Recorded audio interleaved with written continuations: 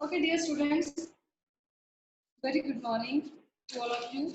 Today we are going to start unit number 9, that is the financial management. Financial management, financial decisions and financial planning 9.1 topic. First of all, what is the meaning of financial management? So students, management we have already done. What is the management? Now the topic is financial management. You know very well what is the financial. It means the success of business depends on how well finance is invested in assets and operations and how timely and cheaply the finances are arranged. मतलब यहाँ जो business की एक business जो है वो उसकी success किसके ऊपर डिपेंड है? सबसे पहले तो फाइनेंस जो हमने उसमें इन्वेस्ट किया है एसेट्स में, और जो भी हम उसकी ऑपरेशन में यानी कि उसकी जो डेली रूटीन में हम उसके ऊपर जो वर्क करते हैं, and how timely and cheaply and finances are arranged. It means कितने टाइम लॉन्ग टाइम के लिए हम फाइनेंस अरेंज कर रहे हैं और चीपली में कितना वो कॉस्टली हमें पड़ रहा है. ये दो चीजें हम इसमें चेक करेंगे. ओके, एंड फ्रॉम आउटसाइड और from with in the business. और जो फाइनेंस हम अरेंज कर रहे हैं वो हमारा खुद का बिजनेस में से ही है. जैसे हम अपना प्रॉफिट, खुद का प्रॉफिट इन्वेस्ट कर लेते हैं तो उसके ऊपर हमें कोई भी कॉस्ट नहीं पड़ेगी. लेकिन अगर हम आउटसाइड अपना फाइनेंस कुछ भी अरेंज करेंगे तो उसके लिए हमें कुछ ना कुछ इंटरेस्ट वगैरह पे करना होगा.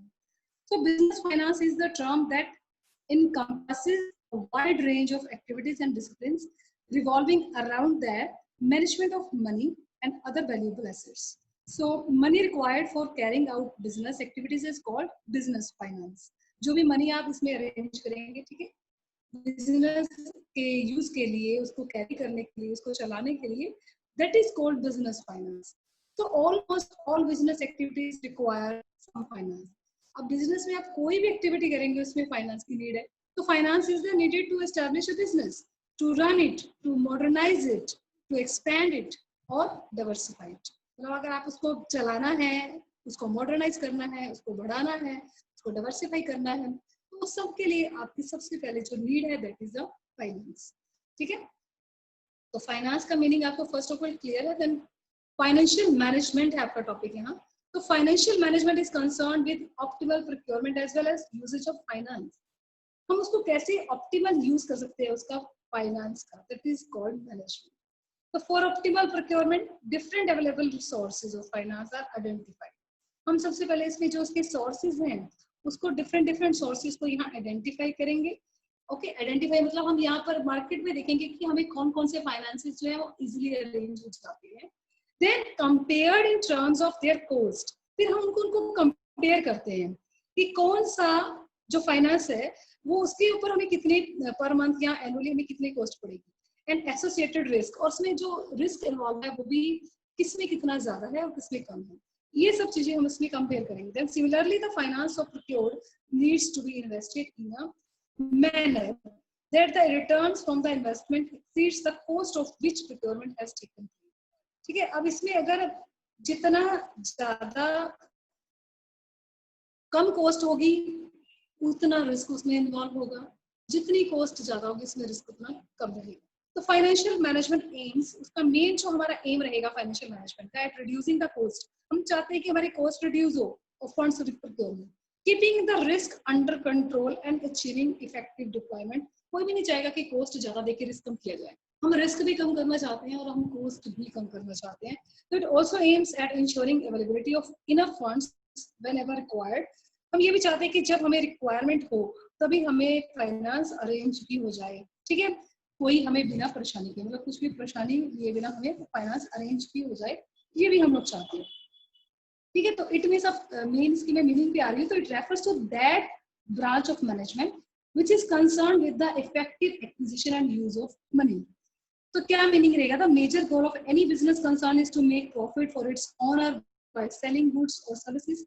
To reach this goal, finance is required, and in the context of it can be said that finance is the soul of any business concern. किसी भी बिजनेस की सोल क्या है? फाइनेंस. तो फाइनेंस के बिना कोई भी बिजनेस आप नहीं सोच सकते. Keeping in this view, a proper management of finance is absolutely necessary. ये आपकी बुक में मेंशन है. But in every business, three main questions which arises regarding finance are: first of all, how much finance will be required for different business activities. आपको पता है business को चलाने के लिए बहुत सारी एक्टिविटीज करनी होती है आपको, और हर एक्टिविटी में फाइनेंस की नीड है। तो ओके, फर्स्ट ऑफ ऑल आपका क्वेश्चन आता है कि how much finance will be required for different business activity. Second, how much of it will be obtained from different sources, इसको हम कौन कौन से डिफरेंट सोर्सेज से ऑब्टेन कर सकते हैं।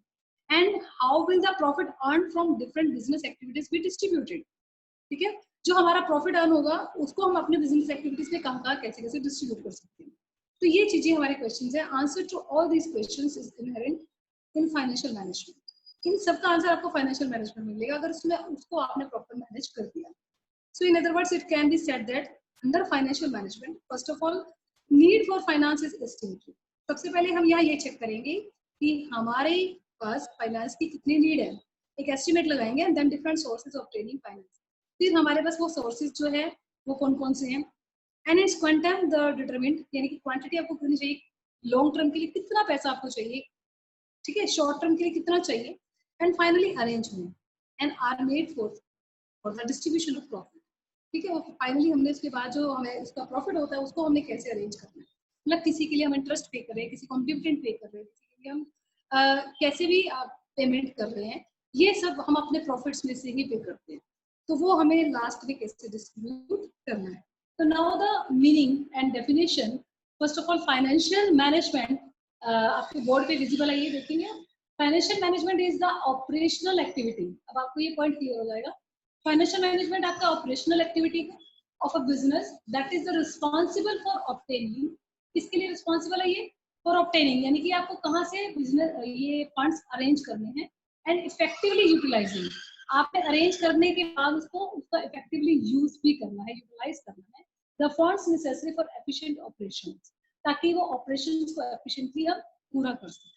ये आपका एक प्रॉपर मीनिंग एंड डेफिनेशन है, इसको आप लोग लर्न कर सकते हैं। ठीक है, तो फर्स्ट ऑफ ऑल ये मीनिंग था आपका, आई होप ये आपको क्लियर हो गया होगा। तो it can be said the under financial management financial needs of a business are met in such a manner that its goal can easily be achieved, ताकि हम अपने गोल्स को अचीव कर सकें, इसके लिए हमें ये करना है।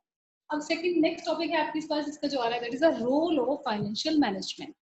Role of financial management, first point is अब मतलब फाइनेंशियल मैनेजमेंट का हमारे बिजनेस में या हमारे एक्टिविटीज में क्या रोल रहेगा। First is the determination of the fixed assets, यहाँ पर हमें डिटरमिन करना है फिक्स्ड एसेट्स को। Fixed assets have an important contribution in the profits of a business organization. Under the financial management, the total investment in the fixed assets and every separate fixed assets is determined. यहाँ पर हमें fixed assets के ऊपर जो है उसको determine करना है। The size and composition of fixed assets depends on the financial decisions of a business enterprise. मतलब अगर आप over investment कर देते हो fixed assets में, तो आपका जो fund है वो block हो जाता है। And the increase the size of fixed assets which may not be healthy for business, ये कभी भी healthy नहीं हो सकता अगर आप fixed assets में बहुत सारा पैसा invest कर लेते हो, ठीक है। और on the other hand अगर too little investment है may hamper the growth of the business, उसमें आपको जो आपकी important है, जो necessary है, जो need वाली assets है, अगर आपने उनमें पैसा invest नहीं किया तो वो आपकी growth में आपकी हर्डल हो जाएंगे, ठीक है, उसमें आप ग्रोथ नहीं कर पाएंगे अपने बिजनेस। तो इट मींस यहाँ पर आपको बहुत ही अच्छे से डिटरमिन करना है कि फिक्स एसेट्स में हमारा पैसा कितना इन्वेस्ट किया जाए। For example capital budgeting decision to invest a sum of ₹100 crore in fixed assets would raise the size of fixed assets blocked by this amount. अगर हमने 100 करोड़ का पैसा उसमें इन्वेस्ट कर दिया फिक्स एसेट्स में ही, तो इसमें क्या होगा कि आपके पास जो इतना पैसा है वो ब्लॉक हो जाएगा, ठीक है। तो ये आपको इसमें ध्यान में रखते हुए ही अपने डिसीजन लेना है। तो this is done through capital budgeting, इसको हम करेंगे कैपिटल बजटिंग के ही थ्रू, ठीक है, हमें कितना पैसा इसमें इन्वेस्ट करना है। देन है आपके पास जो second point is determination of current assets. Fix assets में आपके पास लॉन्ग टर्म पीरियड के लिए था और करंट एसेट आपकी होती है शॉर्ट पीरियड के लिए, ठीक है। और करंट एसेट्स में हम क्या क्या इंक्लूड करते हैं, जैसे कि कैश, इन्वेंट्रीज, रिसीवेबल्स, रिसीवेबल्स में आपके पास होते हैं डेटर्स, बिल रिसीवेबल्स, ठीक है। इनमें आपका जो है वो हमें डिटरमिन करना है कि हमें कितना पैसा इन्वेस्ट करना है। So with an increase in the investment in fixed assets, so there is obviously increase in the working capital requirement. अगर आपने फिक्स एसेट में जितना ज्यादा पैसा लगाओगे उतना ही आपको करंट एसेट यानी कि वर्किंग कैपिटल रिक्वायरमेंट बढ़ जाएगी आपकी। और the quantum of current assets is also influenced by financial management decision, इसका भी इसके ऊपर बहुत इन्फ्लुएंस होता है। So in addition decisions about credit policy and inventory management affect the amount of debtors and inventories, which is turn affect the total current asset as well as their composition. हमें इन दोनों का composition करके देखना है। It means ये ना हो कि ज्यादातर पैसा आप debtors में इन्वेस्ट कर दो। debtors में इन्वेस्ट करने का मतलब क्या होता है? debtors means आपका है यहाँ पर कि पैसा आपका क्रेडिट पे जो है वो चला जाएगा और आपका पैसा तब भी आपका ब्लॉक हो जाएगा। ओके, तो यहाँ पर ये बात भी आपको बहुत माइंड में रखनी है कि जो अगर आप करंट एसेट्स में भी इन्वेस्ट यहाँ पैसा कर रहे हैं तो उसमें भी आपका पैसा कैश में कितना है, स्टॉक में कितना है एंड डेटर्स में कितना इन्वेस्ट हो रहा है, ये सब आपको उसमें चेक करना। तो current assets are needed in the day to day transactions of business. Under the financial management the total investment in current assets and every separate current asset is determined. For example, if the investment in current assets is rupees 100 crore, it will then determine how much should be invest in cash. इसमें अब अगर आपने 100 करोड़ का अपने current asset में invest कर दिया तो कैश में कितना इन्वेस्ट हुआ, स्टॉक में कितना इन्वेस्ट हुआ और डेटर्स में कितना इन्वेस्ट हुआ। सपोज कर लो 70 करोड़ तो आपने डेटर्स में ही इन्वेस्ट कर दिया, तो उसका क्या फायदा है, क्योंकि वो तो फिर पैसा आपका ब्लॉक हो जाएगा। तो यहाँ ये भी आपको डिटरमिन करना है कि कौन सा पैसा किस किस आइटम में, मतलब इंडिविजुअली आपको और एसेट यहाँ पर चेक करना है, डिटरमिन करना है। थर्ड आपका जो मेन पॉइंट आएगा इसमें रोल का, that is the determination of proportion of long term and short term finance. ठीक है, यहाँ डिटरमिनेशन क्या करना है आपको, प्रोपोर्शन का, किसका, लॉन्ग टर्म और शॉर्ट टर्म फाइनेंस। आपको दो तरह के फाइनेंस अरेंज होते हैं, एक होता है लॉन्ग टर्म और एक होता है शॉर्ट। लॉन्ग टर्म फाइनेंस आपको चाहिए है फिक्स एसेट्स के लिए, आप लंबे टाइम के लिए आप पैसा इन्वेस्ट करते हैं, मशीनरीज के लिए, बिल्डिंग के लिए या फिक्स एसेट्स में अरेंज करने के लिए। ठीक है, और शॉर्ट टर्म के लिए आपको फाइनेंस अरेंज करना होता है। शॉर्ट टर्म में मैं टू टाइप्स लूंगी, अगर वेरी शॉर्ट पीरियड है तो विद इन 1 ईयर है, अगर शॉर्ट टर्म है तो वो 1 to 3 years भी हो सकता है आपका। इट मीन्स आपको शॉर्ट पीरियड के लिए अगर कोई छोटी मोटी एसेट भी परचेज करनी हो सकती है, चाहे कोई करंट एसेट परचेज करनी हो सकती है। ठीक है, तो यहाँ पर इसका हमें प्रोपोर्शन चेक करना है कि वो प्रोपोर्शन कैसा हो। तो all the financial needs of business are fulfilled through long term and short term sources. Okay, under financial management a proportion of both, दोनों का प्रोपोर्शन यहाँ देखना है। Financial sources is determined, long term sources provide capital. अब long term के लिए आपको capital जो है वो for business for long time उसके लिए आपको चाहिए होगी, so therefore their use increases liquidity. अब उसका जो लॉन्ग टाइम के लिए आप जो पैसा इन्वेस्ट करते हो उसका यूज करने से आपको क्या मिलेगी, लिक्विडिटी मिलेगी, meaning thereby that the business has the capacity to make quick payment in respect of daily payment। अगर आप ज्यादा पैसा अरेंज करके रखते हो तो आप जल्दी से आपके पास फंड्स रहेंगे, आप पेमेंट जल्दी कर सकते हो, लिक्विडिटी बनी रहेगी, पैसा आपके पास रहेगा। लिक्विडिटी का मतलब यहाँ कैश से ही है, ओके, फंड से ही। At the same time, the cost of long-term sources is higher than the cost of short-term sources।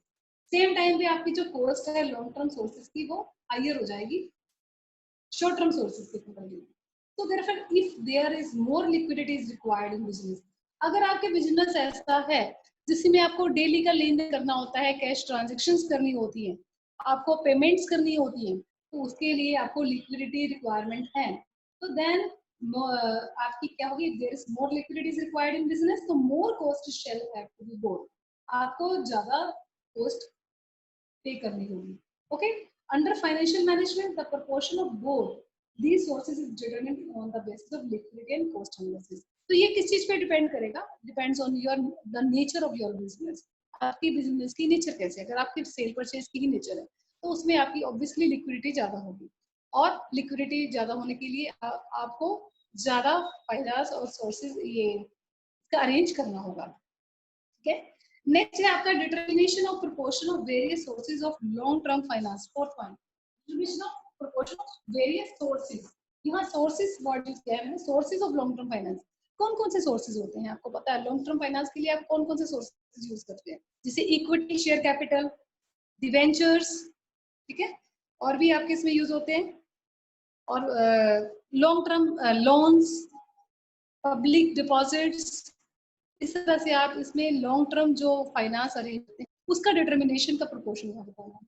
मतलब इक्विटी कितना हो, डिबेंचर्स कितना हो, पब्लिक डिपॉजिट से कर ले रहे हैं या फिर लॉन्ग टर्म बैंक से आप लोन अरेंज कर रहे हैं, तो इन सब का प्रपोर्शन यहाँ आपको चेक करना है, राइट। तो long term financial sources include primarily equity share capital, preference share capital, retain earnings. Retain earnings मतलब जो आप अपना ही प्रॉफिट पैसा जो है वो दोबारा से अपने बिजनेस में इन्वेस्ट कर लेते हैं, राइट।